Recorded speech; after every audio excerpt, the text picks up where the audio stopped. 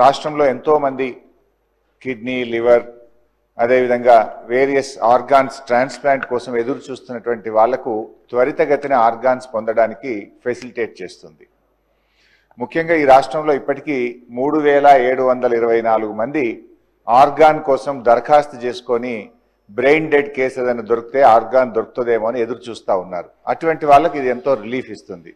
ముఖ్యంగా ఇంతకుముందు ఏంటంటే పిల్లలకైతే తల్లిదండ్రుల నుంచి ఇవ్వచ్చు, తల్లిదండ్రులు పిల్లలకి ఇవ్వచ్చు, లేదా బ్రదర్ అండ్ సిస్టర్స్ ఇచ్చేంత వరకే ఫెసిలిటీ ఉండేది డొనేషన్. ఈ బిల్లు ద్వారా ఏమవుతుందంటే గ్రాండ్ పేరెంట్స్, గ్రాండ్ చిల్డ్రన్ కూడా డొనేట్ చేయడానికి ఈ బిల్లు మనకు ఫెసిలిటేట్ చేస్తుంది. రెండవది స్వాప్. సపోజు మన కుటుంబ సభ్యుల బ్లడ్ గ్రూప్ కుదరలేదు, ఇంకొకరి కుటుంబ సభ్యులకు కూడా బ్లడ్ గ్రూప్ కుదరట్లేదు, అప్పుడు వాళ్ళది వీళ్ళు, వీళ్ళది వాళ్ళు తీసి స్వాప్ చేయడం ద్వారా కూడా ఈ ఆర్గాన్ డొనేషన్కు ఫెసిలిటేట్ చేస్తుంది.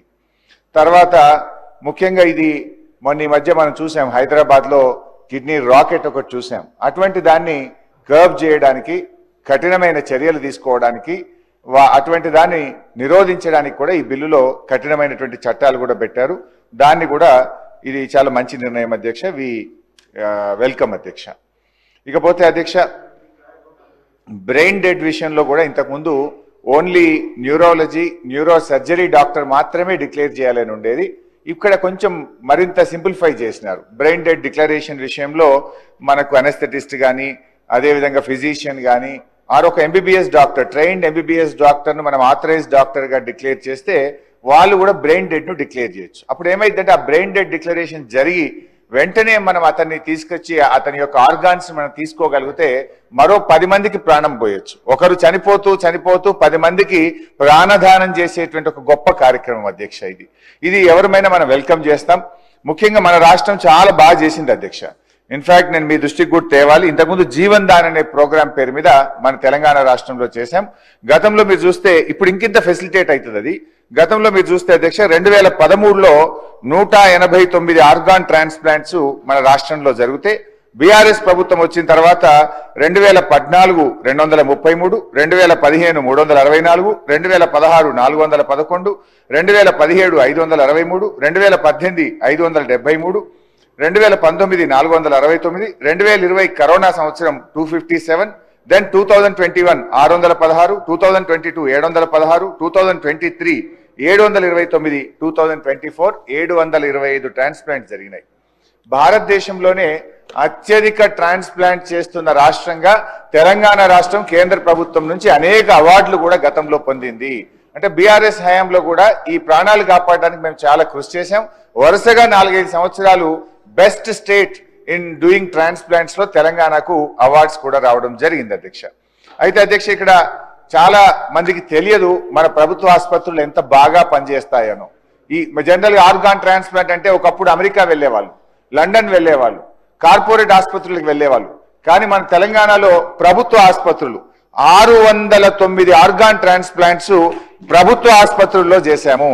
లైక్ నిమ్స్, ఉస్మానియా, గాంధీ, మన ఆసుపత్రుల్లో 609 ట్రాన్స్ప్లాంట్ చేశాం.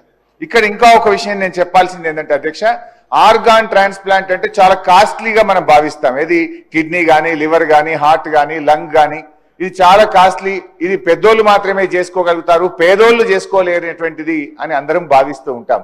కానీ గౌరవనీయులు కేసీఆర్ గారి నాయకత్వంలో అధ్యక్ష, మేము ఈ ట్రాన్స్ప్లాంట్స్ అన్ని ₹1 లేకుండా ఆరోగ్యశ్రీ కింద 577 ట్రాన్స్ప్లాంట్స్ మా ప్రభుత్వంలో చేశాం. దాదాపు 20 లక్షల రూపాయల ఖర్చు అయ్యేటువంటి ఆర్గాన్ ట్రాన్స్ప్లాంట్ ను నయా పైసా ఖర్చు లేకుండా ప్రభుత్వ ఆసుపత్రుల్లో ఉచితంగా చేసినటువంటి విషయాన్ని మీ ద్వారా వారి దృష్టికి తెస్తున్నాం. ఇన్ఫాక్ట్ అధ్యక్ష, కిడ్నీ ట్రాన్స్ప్లాంట్స్ లో అయితే ట్రాన్స్ప్లాంట్ అయినాక వాడే మందులు కూడా చాలా కాస్ట్లీ ఉంటాయి.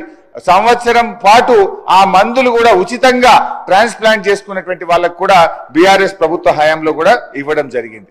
అయితే ఈ బిల్లులో నేను మంత్రి గారికి ఒక చిన్న సూచన ఇవ్వాలనుకుంటున్నా.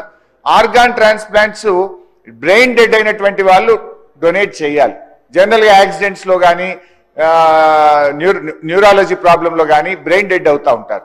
సో కొన్ని మిస్కన్సెప్షన్స్ ఉంటాయి. బ్రెయిన్ డెడ్ అయినప్పుడు చనిపోతున్న సందర్భంగా క్విక్ గా ఆ పేరెంట్స్ కానీ అక్కడ కుటుంబ సభ్యులు డెసిషన్ తీసుకొని ఆర్గాన్స్ తీసుకోండి అంటే ఇంకో 10 మందికి ప్రాణం పోయొచ్చు. టు ఎంకరేజ్ దెమ్, గతంలో మేము ఏం చేసేవాళ్ళం అంటే వాళ్ళ ఫ్యామిలీ మెంబర్స్ పిలిచి ఓ షాల్వా కప్పి వాళ్ళని సన్మానం చేసి వాళ్ళని గౌరవించే కొంచెం ప్రయత్నం చేసినాం. ఈ బిల్ వస్తుంది కదా, రూల్స్ లో ఇంకొక 2-3 సజెషన్స్ కూడా నేను ఇవ్వాలనుకుంటున్నా. వీలైతే ఆర్గాన్ డొనేషన్ చేసిన ఆ డెడ్ బాడీకి ప్రభుత్వం అధికారికంగా వాళ్ళ యొక్క అంత్యక్రియలు జరిపేటట్టు, లేదా ఒక ఎంఆర్ఓ పోవడమో ఒక కలెక్టర్ పోవడమో లోకల్ ఎమ్మెల్యే గారు వెళ్ళి కొంచెం రెస్పెక్ట్ఫుల్ గా చేస్తే ఇంకా మనం దీన్ని ఎంకరేజ్ చేసిన వాళ్ళం అవుతాం. ఎలాగో బ్రెయిన్ డెడ్ అయింది, ఆ మనిషిని కాపాడుకోలేం, కానీ తాను మరో 10 మందికి ప్రాణం దారబోయగలుగుతాడు కనుక ఆ కుటుంబ సభ్యులు ఒక మంచి నిర్ణయం తీసుకోవాలంటే వాళ్ళని ఎంకరేజ్ చేసే విధంగా ఉండాలి. ఒకవేళ వాళ్ళు పేదవాళ్ళు అయితే ఓ ఇందిరమ్మ ఇళ్ళ కింద డబుల్ బెడ్రూమ్ ఇల్లు ఇద్దాం, వాళ్ళ పిల్లల్ని గురుకుల పాఠశాలల్లో ఉచితంగా మన దాంట్లో చదివించే కార్యక్రమం చేద్దాం, లేదా వాళ్ళ కుటుంబ సభ్యులకు ఏదైనా ఇన్సూరెన్స్ లాంటిది, హెల్త్ ఇన్సూరెన్స్ లాంటిది ఇచ్చే ఆలోచన చేయండి, లేదా అట్లీస్ట్ ఈ ఫ్యూనరల్ అన్న ప్రభుత్వ పరంగా గౌరవంగా చేస్తామంటే మరింత మంది ముందుకు వచ్చి రాష్ట్రంలో మరింత ఎంతో మంది ప్రాణాలు కాపాడడానికి అవకాశం ఉంటుంది. నాకున్న సమాచారం మేరకు దాదాపు 3700 మంది ఆర్గాన్స్ కోసం ఇక బిక్కున ఎదురు చూస్తా ఉన్నారు. అంటే వాళ్ళ పాపం దొరకదా కుటుంబ సభ్యులు ఇవ్వని పరిస్థితుల్లో ఇలాంటి బ్రెయిన్ డెడ్ దానికోసం ఎదురు చూస్తుంటారు. అఫ్ కోర్స్ ఈ డెసిషన్ ఇవాళ గ్రాండ్ పేరెంట్స్ గ్రాండ్ చిల్డ్రన్ ఇవ్వచ్చు, స్వాప్ వచ్చింది, దీనివల్ల కొంత డెఫినెట్లీ ఇది యూస్ఫుల్. ఇంకా ఇలాంటి కొంత ఎంకరేజ్మెంట్ కూడా మంత్రి గారు ప్రపోజ్ చేయగలిగితే ఈ రాష్ట్ర ప్రజలకు మరింత మేలు జరుగుతుంది. ఇప్పటికే ఆర్గాన్ డొనేషన్ లో తెలంగాణకు దేశంలో మంచి పేరుంది, దీన్ని కొనసాగించాలని మరింత బాగా ముందుకు తీసుకుపోవాలని మీ ద్వారా మంత్రి గారిని కోరుతున్నాను.